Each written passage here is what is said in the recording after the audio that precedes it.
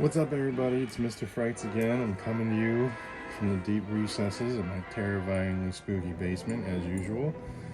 Tonight, I wanted to go through an unboxing of the Bride of Frankenstein figure from NECA Toys. Figure we could take a look at this thing together. I have not opened the boxes or anything, so anything I find inside is going to be a surprise. So anyway, let's go ahead and get right to it. As usual, I bought two. Like I said, anytime that I'm able to, I grab two of these. And then out of the two, I look to see for any defects. This guy has some wrinkles up here, so I'm gonna open this guy. This one does not have defects on it that are like too harsh. There's a little wrinkle right there. That one has more of a wrinkle. So let me go ahead and save this one. And we're going to tear into this guy right here. So first, let's open the window, get a look.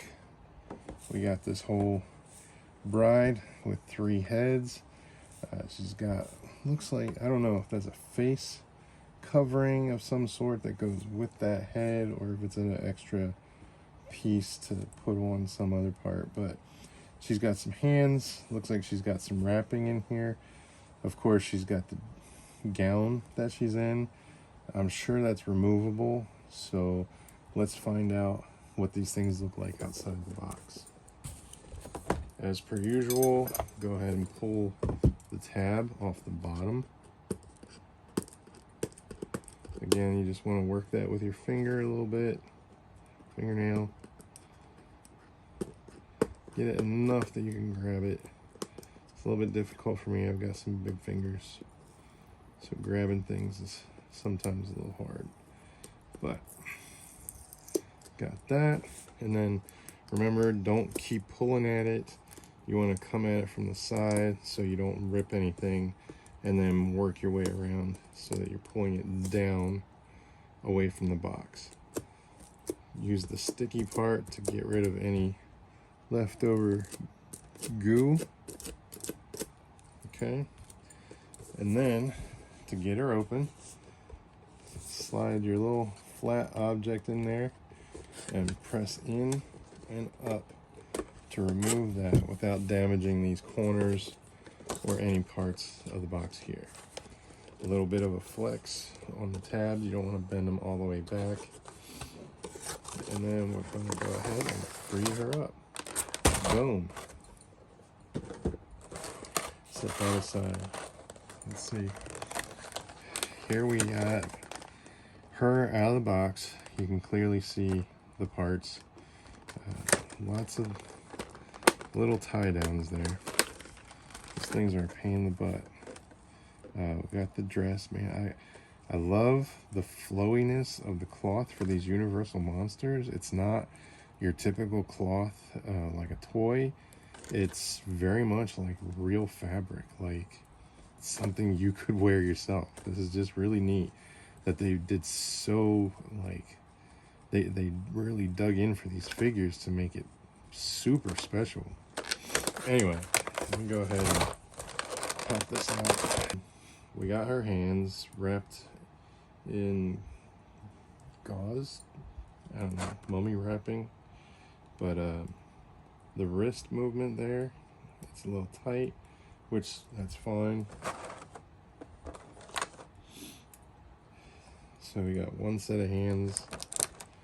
We have some loose wrappings that are just rubbery. That's all they are. We have this face covering, so this is like a mask that goes probably with this head right here. Now the first thing I noticed is these heads have pegs. They don't have ball joints or anything. So that'll be interesting to try and change out her head and see what happens. But this mask here, I guess it's supposed to go like that. Like it's supposed to sit on her face like that. And it pulls away to reveal her eyes and nose. So that's an interesting little thing right there. Put that there. Let's see, does the head does move, so the head's on a joint, but I don't know if it'll stay up. We'll just leave it like that for now. And let's get the other head out. Sometimes I wonder what the design options are for these. Why they choose a ball joint for one, why they choose just like a peg for another. What's the technical idea that goes behind it? Says this one's better than that for this figure.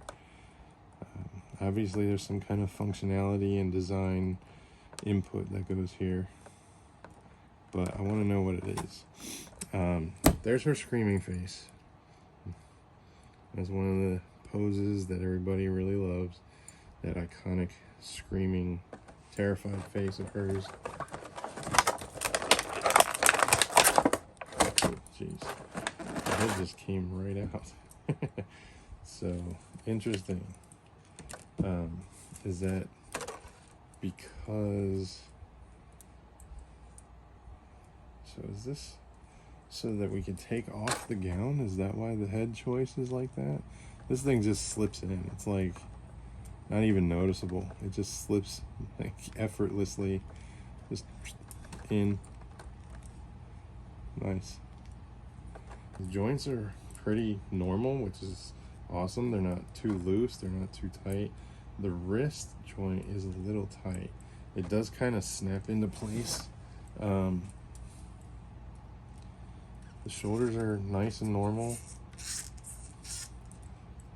but it doesn't, it sounds like something's rubbing, but it does not look like anything's rubbing. Like it's not gonna ruin the figure by bending it. The sculpt isn't interrupted by the joints, basically. Oh, jeez. Don't hold her by the head, okay? Don't hold her by the head. Let's see if we can get this thing. There we go. It just slides off pretty easily. And we've got the mummy look. And again, like I thought it was hilarious that Dracula had the headless thing, but this is really funny because she's got no head. Kind of reminds me, not for the kids, but it kind of reminds me of Frankenhooker a little bit. That's hilarious. A little bit of Evil Dead stop motion right there. Like dancing. Anyway, the detail on the wrapping is really good. The head, like I said, just slips in and out of here. So, and both the heads, the human heads, not the wrapped up head. Wrapped up head fits in there. And I guess the detailing on the suit is supposed to hide the separation of the head. It does, but it doesn't. I kind of want it to like disappear, but I can still tell it's there. Knowing that something exists makes it harder to not observe. So I guess it's okay. It looks fine in the back. The head joint moves around pretty easily. The mask, put this on. Figure, put this on, suddenly she looks like something from Hellraiser. Like, here's a weird new Cenobite. Very basic, not torture-y at all, other than the staples through the face to hold the bandages on. So this is pretty cool, actually. I dig this. I suppose you have to take the head off to put the gown on. So that's probably why they put the peg instead of the ball joint. But I feel like you could have still put a ball joint in there. I like the idea of not being able to see any of the stuff, like the inside, the internal workings, when you pulled the head off. But again, the gown is like super flowy. You gotta be careful. It is threaded, so you don't want to undo that. It's just slightly tied. It's not like... That's interesting. There's like some thread holes in the shoulder over here. I'm not sure if that's supposed to be there or if there's a reason for it. But the gown goes on really easy, obviously.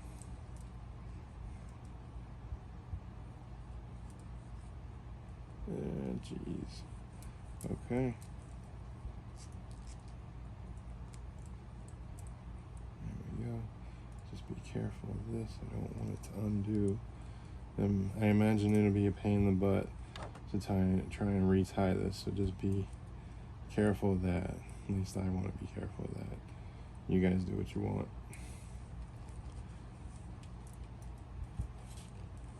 And she was only on screen for like 5 minutes, maybe less than that, and she became one of the most iconic figures of all the monster universe.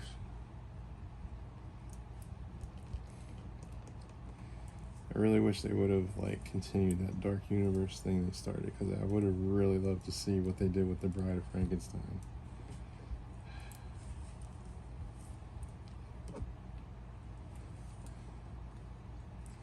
She stands pretty well, even with the fabric around her, which is a really great thing.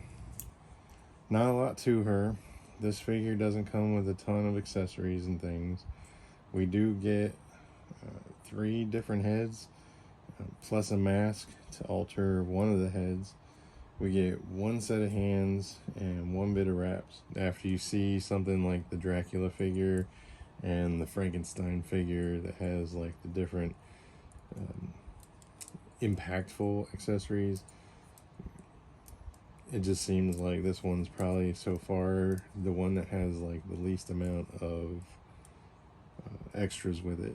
Like I said before, she was only on screen for a short bit of time and became one of the most iconic parts of Universal Monster Universe. And so here we are with 3 looks that she had in that time frame. The gown is really awesome. It's made of that same heavy material that Dracula's cape is made out of, which also I want to mention, I didn't mention it in my previous Dracula video, but the Dracula cape that's in color, like they just went with 1 layer. This gown is 1 layer. The black and white cape for the Dracula figure is 2 layers of this cloth, and they did that to show color on the inside and the outside. So my question is, if there's a light gray on the inside of Dracula's cape, shouldn't the color version also have a different layer of fabric on the inside, like maybe like a red, something to offset the black? Just a thought. I wanted to share that with you guys. I hope you enjoyed this figure. I would suggest getting this just because it's part of the set. While it doesn't have the same amount of accessories, it does cost the same as all the other figures. They don't seem to like adjust prices for how much they include, which it's great when they include a lot. When they don't have a lot, it kind of disappoints a little. You know what I'm saying? But overall, this is still a really good figure. It's still lots of details, great color. When I get the black and white version, I'm probably going to dig that. I don't know if they'll change accessories for her for that, but we'll see. Anyway, Mr. Frights, come check me out, MrFrights.com, and I will see you guys later. Stay spooky.